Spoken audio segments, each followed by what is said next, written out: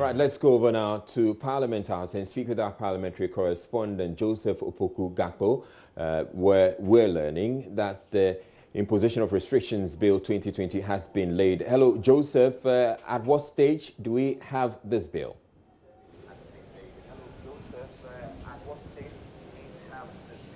So, Israel, the bill has been referred to the Committee on Constitutional and Legal Affairs. Now, that committee is supposed to sit either later this evening or first thing tomorrow morning. Actually, we gather first thing tomorrow morning and deliberate on it and come to a determination as to whether this is a document that should be looked at by the House under a certificate of urgency. And then in the afternoon tomorrow, they are expected to report back to the House. And if the green light is given that it can be looked at under a certificate of urgency, then the committee can then go back and look at the specifics of what the requirements are and report to the House as soon as possible. And all the restrictions, including a 14-day period of gazetting and all other issues that should have been dealt with if it was going through the normal process, can then be waived. So for now, it's seized with the Committee on Constitutional and Legal Affairs, and they are supposed to report back to the House tomorrow afternoon on whether it can be considered under a certificate of urgency.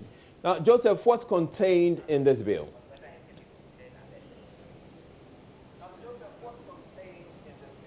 Let me go through those specifics for you in a while. This is a very brief document, just about 4 pages. And from the explanation that we're getting and what the details contained in it are, it's actually an act to provide for the imposition of restrictions in accordance with the Constitution, and that this is something that would allow for the president to impose various restrictions after issuing an executive instrument, and that executive instrument will spell out the specific restrictions to be imposed, the duration of the restriction, the persons to whom the restriction applies, the geographic areas to which the restriction applies, and also the applicable offenses and penalties and any other related matters. But let me go specifically to the circumstances under which any such restrictions may be imposed. That's the interesting bit of this document. First of all, the restrictions could be imposed in when it comes to issues of the interests of defense, public safety, public health,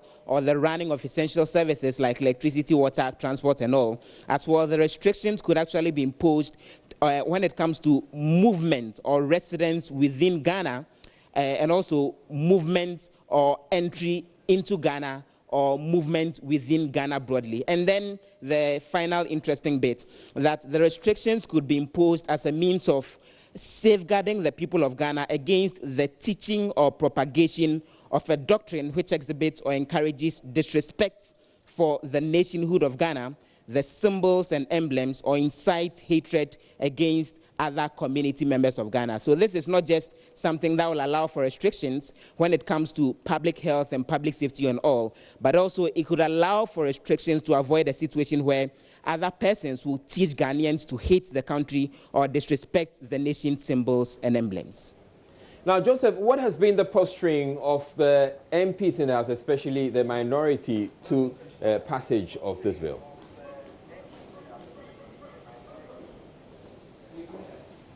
Well, the minority MPs are already raising red flags over this particular document that has been laid.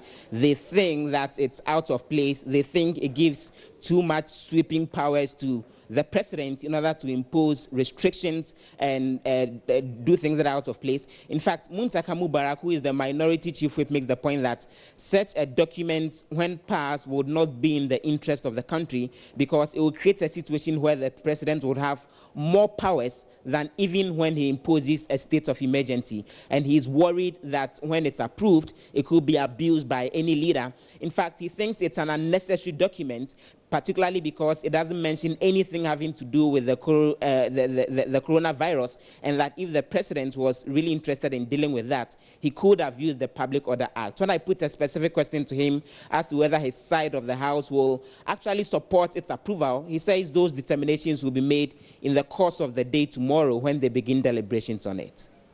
All right, but Joseph, is the House in session at the moment, and is it that they're in session to consider parts of this?